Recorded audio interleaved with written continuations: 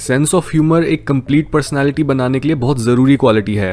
अगर आपके अंदर जोक मारने और डे टू डे लाइफ में हंसने की काबिलियत है तो ये चीज़ आपको दूसरों की नज़रों में बहुत अट्रैक्टिव बनाती है। जस्ट बिकॉज हंसना एक साइन होता है कि आप एक सिचुएशन में पूरी तरह से गिव अप कर देने या चिंता से हड़बड़ाने के बजाय मुश्किल समय में भी शांत रह सकते हो।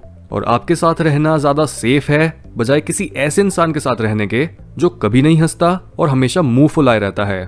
एक हंसमुख या फनी इंसान टेंस और ऑकवर्ड मोमेंट्स को भी काफी आसानी से बदलकर उस पल को सबके लिए यादगार बना देता है। यहाँ तक कि बहुत से केसेस में एक डिप्रेस्ड इंसान भी फनी लोगों के आसपास रहने से अपने दुखों को बहुत हद तक कम कर सकता है। अमेरिकन ऑथर ग्रेनविल क्लाइसर ने एक बार बोला था कि हंसी मजाक हमारे माइंड और बॉडी के लिए एक दवाई का काम करते हैं। ये डिप्रेशन और एंजाइटी को दूर करने का बेस्ट तरीका है। ये एक बिजनेस एसेट है। ये दोस्त बनाने में मदद करता है, सफरिंग को कम करता है और सीधा सीधा हमें ज्यादा सुखी बनाता है। इसलिए अब बात करते हैं कि आप अपना सेंस ऑफ ह्यूमर इंप्रूव करके ज्यादा फनी कैसे बन सकते हो।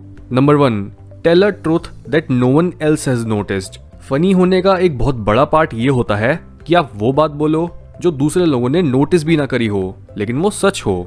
एक पंच लाइन का मतलब ही ये होता है कि आप कुछ अनएक्सपेक्टेड ट्रुथ बोल रहे हो जो सिर्फ आपकी ऑब्जर्वेशन और पैटर्न्स को पकड़ने की एबिलिटी से निकल कर आया है। स्टैंड अप कॉमेडियंस ये चीज हर समय कर रहे होते हैं कि वो किसी ऐसे टॉपिक को छेड़ते हैं जिसे किसी दूसरे ने पहले पॉइंट आउट नहीं करा होता और फिर वो उस ट्रुथ को इस पॉइंट तक एग्जैजरेट कर देते हैं कि वो बहुत फनी बन जाता है। इसी वजह से तो हर कल्चर कॉमेडियंस और जोकर्स को इतनी रिस्पेक्ट देता है, क्योंकि जो सच एक विदूषक हंसी मजाक में बोल पाता है वो सच एक आम आदमी नहीं बोल सकता।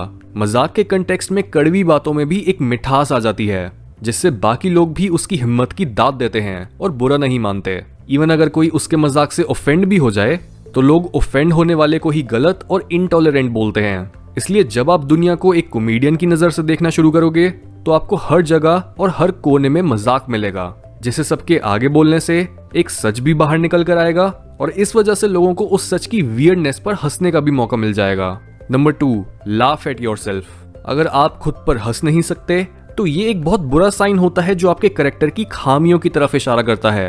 एग्जाम्पल के तौर पर अगर आप सबके सामने चलते हुए एकदम से गिर जाओ तो आप एक वे में खुद की थोड़ी बेइज्जती सी करवा लेते हो, लेकिन अगर आप तब इस सिचुएशन में खुद ही हंस देते हो तो बाकी लोग भी आपके इस इंसिडेंट को मजाक में लेने लगते हैं, क्योंकि खुद की इज्जत नीचे गिरा देने के बाद भी खुद पर हंस के आप ये सिग्नल करते हो कि आप इस फैक्ट को एक्सेप्ट कर सकते हो कि आप इम्परफेक्ट हो, और इस फैक्ट को एक्सेप्ट करने से आप साथ ही साथ खुद को उनकी नजरों में वापस से ऊपर भी उठा लेते हो। आप सबकॉन्शियसली लोगों के मन तक ये बात पहुंचा रहे होते हो कि आप वो इंसान हो जो गलतियां करता है, लेकिन आप वो भी इंसान हो जो गलतियां करने के बाद उन्हें अच्छे से हैंडल करता है, उन्हें एक्सेप्ट करता है और फिर उस गलती को ओवरकम भी कर लेता है। लोग इस क्वालिटी को बहुत पसंद करते हैं क्योंकि वो जानते हैं अगर एक इंसान इतना हम्बल है कि वो खुद पर हंस सकता है बजाय अपनी डाउनफॉल पर दूसरों को गुस्सा करने के, तो जरूर हम भी इससे कुछ सीख सकते हैं। आपकी हंसी संक्रामक है, इसलिए जैसे ही आप खुद पर कोई गलती करके हंसते हो तो आपकी हंसी को देखकर दूसरे भी आपके ऊपर नहीं बल्कि आपके साथ हंसने लगते हैं। Number 3, understand when is the right time. एक जोक की टाइमिंग और सेटिंग भी उतनी ही इंपॉर्टेंट होती है जितना इंपॉर्टेंट एक जोक खुद होता है। आपको एक फनी बात बोलने और उस बात को बोलने के बीच में कब पॉज लेना है ये पता होना चाहिए। इवन एंटरटेनमेंट की दुनिया में भी एक कॉन्सेप्ट होता है जिसे बोलते हैं द प्रेग्नेंट पॉज, जहां एक इंसान अपनी बात को फनी बनाने और उसमें ज्यादा सस्पेंस डालने के लिए अपने हर सेंटेंस के बाद एक छोटा सा ब्रेक लेता है, और ये छोटी साइलेंस हर सुनने वाले के दिमाग को उन पॉसिबल बातों के बारे में सोचने के लिए मजबूर करती है जो वो कॉमेडियन आगे बोल सकता है। यही एक्सपेक्टेशन उनके दिमाग में डोपामीन रिलीज करती है। आप जिस तरह से एक जोक को डिलीवर करते हो, कितनी बार बीच में रुकते हो, किस टोन में बोलते हो और आप किन लोगों के बीच में उस जोक को सुनाते हो, ये चीजें उस जोक का मतलब ही बदल सकती हैं। इसके साथ ही आप जिस जगह पर हो उसी के अकॉर्डिंग अपने ह्यूमर को एडजस्ट करो। हर ऑडियंस सेम नहीं होती। जो जोक्स आप अपने ऑफिस में मारोगे वो बिल्कुल अलग होंगे उन जोक्स से जो आप अपने फ्रेंड्स या रिलेटिव्स के बीच सुनाओगे। Number 4, tease others. यानी जब भी आप अपने फ्रेंड्स या दूसरे जान पहचान के लोगों के साथ होते हो तब मौका मिलने पर आप किसी को छेड़ने के लिए उन पर एक बहुत हल्का और हार्मलेस जोक मार सकते हो, लेकिन यहाँ पर आपको ज्यादा सावधान रहना चाहिए, क्योंकि अगर आप इस तरह का जोक एक ऐसे इंसान पर मारो जो आपके उतना क्लोज नहीं है और उन्हें आपकी ट्रू इंटेंशंस नहीं पता कि आप किसी को हर्ट नहीं करना चाहते, तो वो आपकी इस बात का बुरा मान जाएंगे। इसलिए धीरे धीरे पहले अपने आप को नए नए ग्रुप्स में शामिल करो और फिर लोगों पर छोटा मोटा जोक मारो। इस मेथड को और अच्छे से यूज करने के लिए मेरी सलाह यह है कि आप सिर्फ लोगों की उन्हीं बातों का मजाक उड़ाओ जिनके लिए वो ऑलरेडी कॉन्फिडेंट हैं। अगर एक इंसान बहुत अच्छे से ड्रेस्ड है तो उसके कपड़ों के लिए उसे टीज कर दो, या अगर कोई इंसान खुद बहुत फनी है तो उसे छेड़कर और हंस के ये बोल दो कि वो कितना बोरिंग है। इन छोटे मोटे मजाकों से किसी को ज्यादा बुरा भी नहीं लगेगा और आप दूसरों को ये भी दिखा पाओगे कि आपकी सोशल स्किल्स कितनी अच्छी हैं। Number 5, use stories. ये अपना सेंस ऑफ ह्यूमर इंप्रूव करने का सबसे आसान और इवन मेरा सबसे फेवरेट तरीका है। यानी आपको फनी होने के लिए हर बार एक पंच लाइन मारने की जरूरत नहीं है। इसके बजाय आप कई बार लोगों को फनी कहानियां सुना सकते हो, क्योंकि फनी स्टोरीज हर इंसान के पास होती हैं। और अगर आपके ग्रुप में किसी पॉइंट पर साइलेंस या फिर ऑकवर्डनेस बढ़ जाए तो उस पॉइंट पर स्टोरी सुनाने पर हर इंसान रिलीव्ड फील करेगा और अंदर ही अंदर आपको साइलेंस और ऑकवर्डनेस ब्रेक करने के लिए थैंक यू बोलेगा।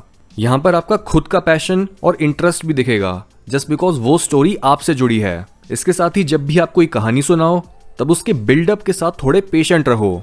बहुत बार ये होता है कि जब हम कोई लंबी बात बोल रहे होते हैं तब सामने वाले के फेस पर कोई एक्सप्रेशन ना देखकर हम थोड़ा अजीब फील करते हैं और अपनी बात के एंड तक पहुंचने के लिए जल्दी मचाने लगते हैं। लेकिन एक स्टोरी इस तरह से खराब हो सकती है, इसलिए एक स्टोरी सुनाते हुए छोटी छोटी डिटेल्स के बारे में बताने और अपने डिस्क्रिप्शन को लंबा बनाने में डरो मत, बल्कि इससे सामने वाले की इमेजिनेशन और ज्यादा स्ट्रांग हो जाएगी। स्टोरी को हमेशा एक हाई नोट पर खत्म करो और फनी पार्ट बोलने के बाद उससे ज्यादा खींचो मत। लास्टली, स्टोरी के फनी पॉइंट पर खुद भी दूसरों के साथ हंसो, ये आपकी बात को और ज्यादा फनी बनाएगा। Number 6, keep calm even when nobody laughs.